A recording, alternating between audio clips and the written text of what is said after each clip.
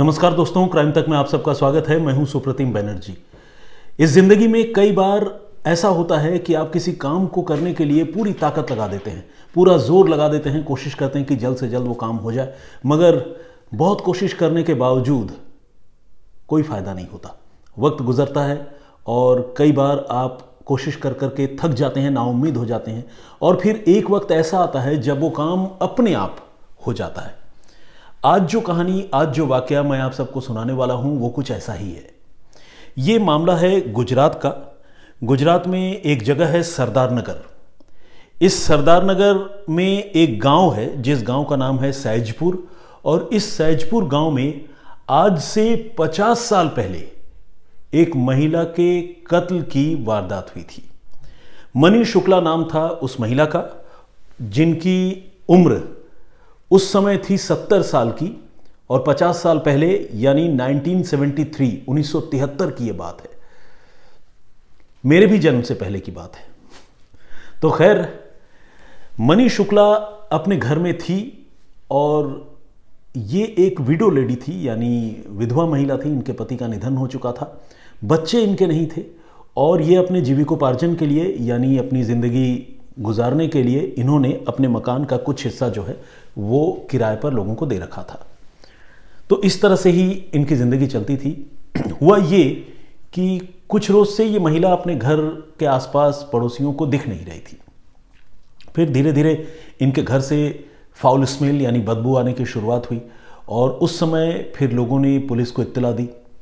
1973 police आई। Police ने देखा तो अंदर जो है मनी शुक्ला की लाश पड़ी हुई थी, और डेड बॉडी को देखकर ये साफ था कि ये सामान्य मौत का मामला नहीं है, बल्कि किसी ने वार करके, उन पर हमला करके उनकी जान ली है।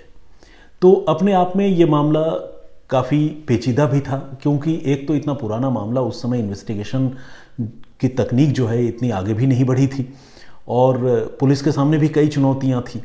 तो खैर, पुलिस ने इस मामले की छानबीन शुरू की और आस पड़ोस के लोगों से पुलिस ने बातचीत की। जब पुलिस ने बातचीत की और ये पता करने की कोशिश की, तो पुलिस को जो कहानी, उस समय तो देखिए जो आस पड़ोस के लोग होते थे, चश्मदीद होते थे, मुखबिर होते थे, इन्हीं लोगों का सहारा था। मोबाइल फ़ोन तो था नहीं, तो बहुत मुश्किल होता था पुलिस को इस तरह के मामलों को सुलझाने में। खैर, पुलिस ने अपने जो जिसे कहते हैं ना ऑर्थोडॉक्स मेथड है, उसके सहारे यानी पारंपरिक तौर तरीके से पुलिस ने इस मामले की छानबीन आगे बढ़ाई, और लोगों से पूछताछ करने के बाद पुलिस को पता चला कि इनके घर में कुछ रोज़ पहले एक संदिग्ध आदमी जो है वो देखा गया था। और वो संदिग्ध आदमी बेसिकली गांव वालों को तो नोन था, यानी गांव वाले तो उसे जानते थे, लेकिन संदिग्ध इसलिए है कि जो उसकी हरकतें थी, इस महिला के घर में आना और फिर वहां से चले जाना, ये सारी चीज़ें जो है थोड़ी रहस्यमयी थी। उस समय तो गांव वालों ने नोटिस नहीं किया, लेकिन जब डेड बॉडी मिली तो लोगों को यकीन हो गया कि मनी शुक्ला की मौत के पीछे वो आदमी हो सकता है। तो वो 27 साल का एक नौजवान था जिसका नाम था सीताराम भटाने। यानी 70 साल की बुजुर्ग महिला के कत्ल का इल्ज़ाम 27 साल के एक नौजवान सीताराम भटाने पर लगा, और सीताराम भटाने उसी गांव में, उसी लोकेलिटी में, पड़ोस में किराए पर रहता था। और वो अकेले किराए पर नहीं रहता था, बल्कि उसके साथ उसके 3-4 भाई भी वहाँ किराए पर रहते थे। लेकिन सीताराम भटाने इस घटना के बाद से ही रहस्यमय तरीके से गायब था। पुलिस ने भटाने को ढूंढने की शुरुआत की, लेकिन उसके बारे में कोई सुराग, कोई जानकारी नहीं मिल पाई। और तो और जो सीताराम के भाई वहाँ रहते थे उनसे भी पूछताछ की, लेकिन उन्हें भी सीताराम के बारे में कोई जानकारी नहीं थी। हालांकि उन्होंने इतना ज़रूर कहा कि सीताराम का रवैया जो है वो शुरू से ठीक नहीं रहा है, वो लड़ाई झगड़े मारपीट करता है और बुरी आदतों का शिकार है, रुपए पैसे लूटता है, चोरी भी करता रहता है। तो इस तरह के इल्ज़ाम जो है खुद भाइयों ने सीताराम के ऊपर लगाए। अब इस मामले में सीताराम भटाने का नाम कत्ल के मामले में मुलजिम के तौर पर दर्ज किया जा चुका था, और पुलिस जो है उसे लगातार ढूंढ रही थी। लेकिन एक वो दिन था और एक आज का दिन, एक लंबा वक्त गुजरने के बावजूद पुलिस सीताराम भटाने का कोई और छोर पता नहीं कर सकी। कहने का मतलब ये कि उस समय 1973 में उसने जो हत्या की, उसके बाद वो ऐसे गायब हुआ कि फिर पुलिस को कभी ढूंढे नहीं मिला। गुजरात की पुलिस, सरदार नगर की पुलिस लगातार उसकी तलाश करती रही, लेकिन उसके बारे में कोई जानकारी नहीं मिली। ऐसे छानबीन के क्रम में पुलिस को यह भी पता चला कि सीताराम जब वहाँ किराए पर रहता था तो जाहिर है वो वहाँ का मूल निवासी नहीं था। वो मूल निवासी था बेसिकली महाराष्ट्र के रजनी गांव का। और महाराष्ट्र का ये जो रजनी गांव है वो सरदार नगर, जिस जगह पर यह कत्ल की घटना हुई थी, वहाँ से 600 किलोमीटर दूर है। मतलब ठीक ठाक दूरी है, काफ़ी दूर है। अब पुलिस जो है सीताराम को ढूंढते हुए कई बार उसके महाराष्ट्र वाले गांव पर भी पहुंची, गांव में भी गई, रजनी गांव में, और वहां पुलिस ने सीताराम के बारे में जानकारी जुटाने की कोशिश की, लेकिन गांव वालों को भी सीताराम के बारे में कोई इन्फॉर्मेशन नहीं थी। और इस तरह वक्त गुजरता रहा, दिन गुजरता रहा, लेकिन सीताराम के बारे में, भटाने के बारे में पुलिस को कोई जानकारी नहीं मिल पा रही थी। गिरफ्तारी तो बहुत दूर की बात थी। कहने का मतलब ये कि कत्ल का एक ऐसा मामला जिसमें पुलिस जो है उसको पार्शियली सॉल्व कर चुकी थी, मुलजिम का पता लगा चुकी थी, लेकिन उसकी गिरफ्तारी नहीं होने की वजह से इस मामले को आखिरी मुकाम तक पुलिस नहीं ले जा पा रही थी। और इस तरह से लगातार वक्त गुजरता रहा। पुलिस ने साल दर साल महाराष्ट्र का जो रजनी गांव है वहाँ पर पुलिस जाती रही। साल में कम से कम 2 या 3 चक्कर गुजरात पुलिस की टीम वहाँ लगाती रही और ये पता करती रही कि कहीं अगर अपने पुश्तैनी गांव में वो बंदा आए जाए या दिखे, किसी को उसकी जानकारी मिले तो उसे पकड़ा जाए। लेकिन पुलिस की ये कोशिश जो है वो नाकाम हो गई और दिन महीने साल गुजरते रहे। पुलिस ने उसकी तलाश में पोस्टर भी छपवाए और पोस्टर छपवा कर अलग अलग वक्त पर पुलिस थानों में और पब्लिक प्लेसेस में चिपका दिए ताकि उसकी गिरफ्तारी के लिए कोई लीड मिल सके, लेकिन इसका कोई फायदा नहीं हुआ। अब तो 50 साल हो गए 2023 में, लेकिन 2022 में यानी 49 साल में इस मामले में एक मेजर ट्विस्ट आया। हुआ ये कि अक्टूबर 2022 में जब गुजरात में विधानसभा चुनाव हो रहे थे, मतलब उसकी तैयारियां चल रही थी, उस क्रम में गुजरात पुलिस ने जो है ऐसे अपराधियों की सूची बनाई, अलग अलग ज़िलों की पुलिस ने, जो काफ़ी लंबे समय से फरार हैं या फिर जेल से बाहर हैं, लेकिन क्रिमिनल रिकॉर्ड है, क्रिमिनल एंटीसीडेंट है, जो चुनाव में गड़बड़ी फैला सकते हैं। तो जिन्हें पेटी क्रिमिनल्स कह लीजिए या पुराने अपराधी भी कह लीजिए, ऐसे लोगों की पुलिस ने सूची बनाई और ऐसे लोगों की गिरफ्तारी जो है गुजरात पुलिस करना चाहती थी ताकि चुनाव जो है वो सुचारू रूप से संपन्न कराया जा सके। ये एक प्रक्रिया होती है, आप सब जानते हैं। और इसी कोशिश में अक्टूबर 2022 में गुजरात पुलिस ने जो सूची बनाई उसमें सीताराम भटाने का नाम भी पुलिस ने दर्ज किया, यानी जब घटना हुई थी उसके 49 साल बाद। और जब गुजरात पुलिस ये लिस्ट बना रही थी उस समय सरदार नगर में जो है पुलिस इंस्पेक्टर के तौर पर तैनात थे इंस्पेक्टर गोहिल। इंस्पेक्टर गोहिल का पूरा नाम भी मैं आपको बताता हूँ। इनका नाम है प्रतिपाल सिंह वी गोहिल। 37 साल इनकी उम्र थी आज से 1 साल पहले, मतलब आज की तारीख में वो 38 ईयर्स के होंगे इंस्पेक्टर गोहिल। और इंस्पेक्टर गोहिल जब 37 ईयर्स के थे तब उन्हें सीताराम भटाने के बारे में ख़ास तौर पर उन्होंने जानकारी जुटाई और उन्होंने लिस्ट में सीताराम भटाने का नाम शामिल किया। लेकिन उन्हें उम्मीद नहीं के बराबर थी, क्योंकि वो जानते थे कि जुर्म के मामले जब बहुत ज़्यादा पुराने हो जाते हैं तो तमाम सुराग, सबूत, ये सारी चीज़ें गायब हो जाती हैं और जो मुलजिम होते हैं उनका भी हुलिया बदल जाता है, वो अलग अलग लोकेशन पे चले जाते हैं। तो ऐसे कोल्ड केसेस जिसे कहते हैं, पुराने मामले, इन्हें सुलझाना बड़ा मुश्किल होता है। लेकिन फिर भी मिस्टर गोहिल ने जो है लिस्ट में सीताराम भटाने का भी नाम लिखा, और न सिर्फ लिस्ट में सीताराम भटाने का नाम लिखा बल्कि उन्होंने इसके बाद जो है महाराष्ट्र पुलिस से भी राब्ता कायम किया और रजनी गांव जहां पर वो सीताराम भटाने का मूल निवास है वहां की पुलिस को भी उसने इसके बारे में जानकारी दी। तो खैर, और रजनी गांव में गुजरात पुलिस के मुखबिर भी आते जाते रहे और ये कोशिश जो है वो करिश्माई तरीके से 49 साल बाद कामयाब हो गई। पुलिस को ये पता चला कि वो 49 साल बाद अपने गांव आया था महाराष्ट्र में और कुछ दिनों तक रहने के बाद वो अब फिर से वापस चला गया है। लेकिन उसके उस 49 साल बाद गांव आने की वजह से उसके बारे में बहुत सारी जानकारियां पुलिस को मिल गई। एक तो जानकारी ये मिली कि उसने शादी नहीं की, यानी वो अब भी कुंवारा कह ले, बैचलर कह ले, वो था और उसकी उम्र अब जो है बहुत ज़्यादा हो गई थी, एकदम बुजुर्ग था। एग्जैक्ट तो 27 और इधर 50, तकरीबन 49 साल, तो 50, 60, 70 70 प्लस, है ना, तकरीबन 76 साल उसकी उम्र हो गई थी और उसने शादी नहीं की थी।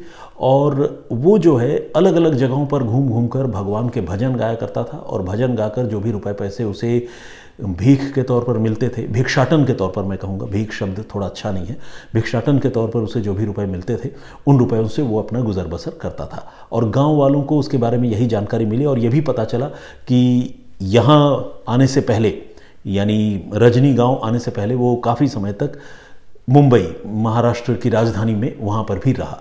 तो कुछ उसके बारे में वेयर अबाउट्स गाँव वालों से अब महाराष्ट्र की पुलिस को भी पता चल गया और गुजरात पुलिस तो खैर उसको ट्रैक कर ही रही थी, कोशिश कर रही थी।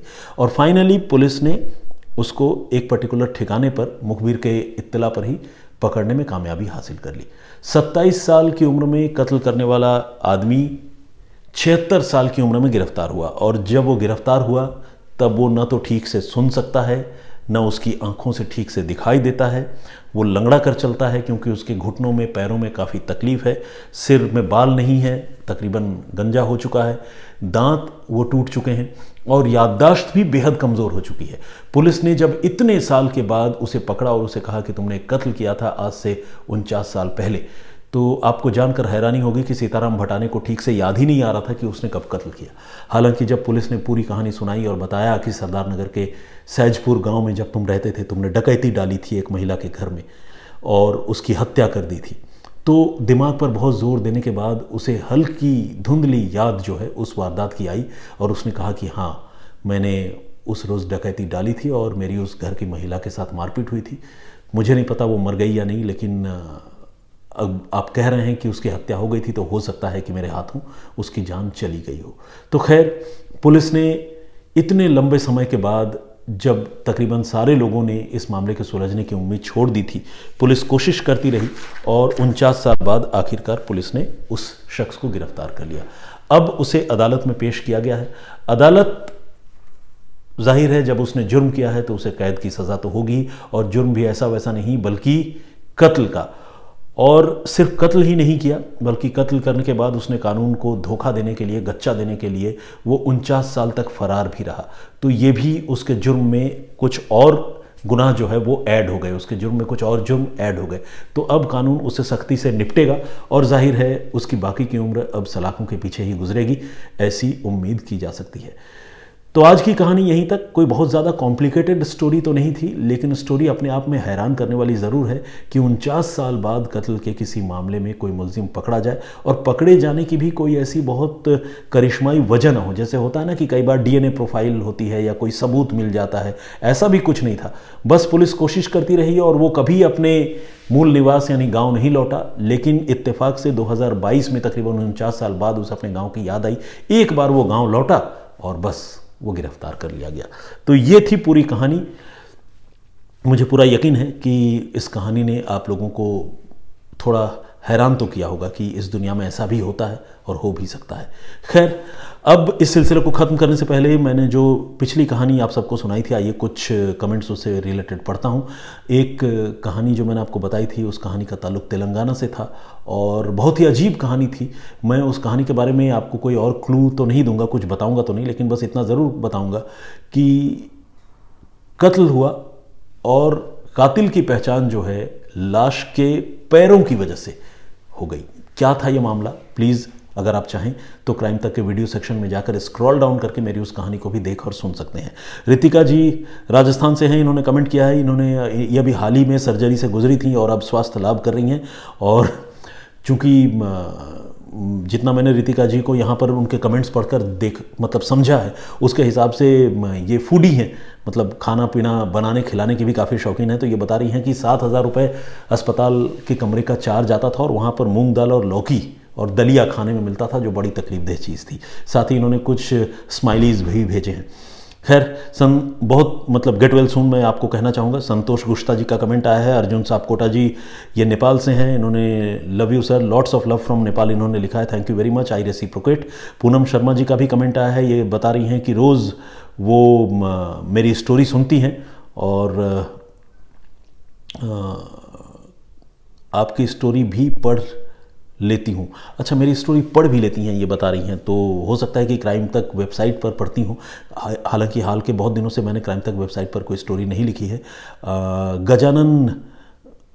गजानन वीर जादर, खैर ये मैं, गजानन जी तो खैर क्लियर है इनका इनिशियल नेम, बाकी पूरा नाम मैं नहीं पढ़ पा रहा हूँ क्योंकि वो सरनेम और नाम एक साथ क्लब्ड हैं, जुड़े हुए हैं।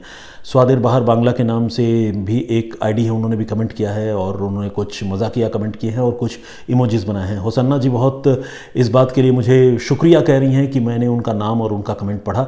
देखिए, मैं वही बताना चाहता हूँ, जिनका नाम या कमेंट नहीं पढ़ पाता हूँ वो सिर्फ एक इत्तेफाक की बात होती है, और जिनका पढ़ लेता हूँ वो भी एक इत्तेफाक है, क्योंकि ये रैंडमली ही मैं कमेंट देखता और पढ़ता हूँ। आप लोग इतने कमेंट करते हैं, इतना प्यार आप लोगों का मिलता है, तो जाहिर है सारे लोगों का कमेंट एट वन गो तो पढ़ नहीं सकता।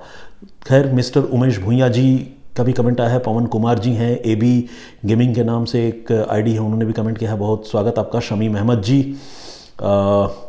मिलन राय जी का भी कमेंट आया है। राजू सिंह जी का कमेंट है। संगीता झा ने भी अपनी बात रखी है। Praveen Kumar ji, pharma culture farming के नाम से एक आईडी है, इन्होंने लिखा है, नमस्कार बैनर्जी साहब, बहुत दिनों बाद आज फिर से आपकी स्टोरी सुन रहा हूँ, रात को नींद आपकी स्टोरी सुन के आती है, धन्यवाद। मेरा नाम लीजिए या मेरा नाम ज़रूर लीजिएगा, इन्होंने कहा है। खैर, बहुत धन्यवाद आपका। मिस्टर प्रिंस, इन्होंने भी कमेंट किया है। अकरम खान साहब का कमेंट है। मामूनी बोरगोहा रेगुलर कमेंट करती हैं, आज इन्होंने हिंदी में कमेंट लिखा है, अक्सर इंग्लिश में ही लिखती हैं। शहबाज शेख साहब का कमेंट आया है, बहुत स्वागत आपका। प्रेम सिंह जी, भूरा राम जी, संजीव कुमार, विजेंद्र सिंह जी, परूप शिष्टा जी, ये जर्मनी से हमारे व्यूअर हैं और रोज़ एक ही कमेंट लिखते हैं, lots of love from Germany. Thank you very much, मुझे इतना स्पेशल फील कराने के लिए बहुत धन्यवाद आपका। शबा खान साहब का भी कमेंट आया है। अच्छा, ये नहीं, शबाब मियाँ रामपुर उत्तर प्रदेश से हैं, इन्होंने अपना नाम बताया, मैं नाम इनका सही नहीं पढ़ रहा था। खैर, संजय झा जी का भी कमेंट है, बहुत स्वागत आपका। और दीपक हीरा, सत श्री अकाल सुप्रतिम भाई, मैं दीपक हीरा क्राइम तक फैमिली का सदस्य हूं और खासकर शम्स भाई की जादुई आवाज़ में क्राइम की कहानियां सुनने वाला एक फ़ैन। कल की कहानी जिसमें एक पत्नी ने अपने ही पति ... समथिंग उन्होंने बताया है, तो मैं वो तो खैर फिलहाल नहीं पढ़ना चाहता हूं क्योंकि उससे वो स्टोरी खुल जाएगी, लेकिन बहुत बहुत स्वागत आपका भी इस कमेंट के लिए। सुरु चौहान जी का भी कमेंट आया है। आर के राजपूत, चलिए कुछ रैंडमली आगे बढ़ा देता हूँ। मौलाना निसार अहमद नागपुरी साहब रेगुलर कमेंट करते हैं। DK समथिंग है, बनर्जी साहब, मैं आपको बहुत बड़ा प्रशंसक हूँ और चैनल तब से देख रहा हूँ, आपको तब से देख रहा हूँ जब क्राइम तक बना भी नहीं था, लेकिन आपका जो नाम है वो मैं ठीक से रिट्रीव नहीं कर पा रहा हूँ, समझ नहीं पा रहा हूँ, क्योंकि आपने अलग से अपना नाम मेंशन नहीं किया है। समथिंग इंडिया लास्ट में ज़रूर लिखा हुआ है। मुगाज लाइव के नाम से भी हमारी दर्शक हैं, रेगुलर कमेंट करती हैं। साजिद मिर्ज़ा साहब भी हमारे व्यूवर हैं, आपका भी कमेंट रेगुलर आता रहता है। मोहम्मद मेहदी रिजवी साहब का भी कमेंट है। राधा रवि शुक्ला जी, उन्होंने उन पुलिस वालों की तारीफ़ की है जिन्होंने बड़ी मेहनत से कत्ल के उस कॉम्प्लिकेटेड मामले को सुलझाया था जो स्टोरी मैंने आपको कल सुनाई थी। तो फिलहाल आज के लिए इतना ही। बहुत धन्यवाद आप सबका मेरे साथ जुड़ने के लिए। मैं फिर हाजिर होऊंगा किसी और वाक़ये, किसी और कहानी के साथ। तब तक अपना बहुत ख्याल रखिए, सुरक्षित रहिए। जय हिंद, जय भारत।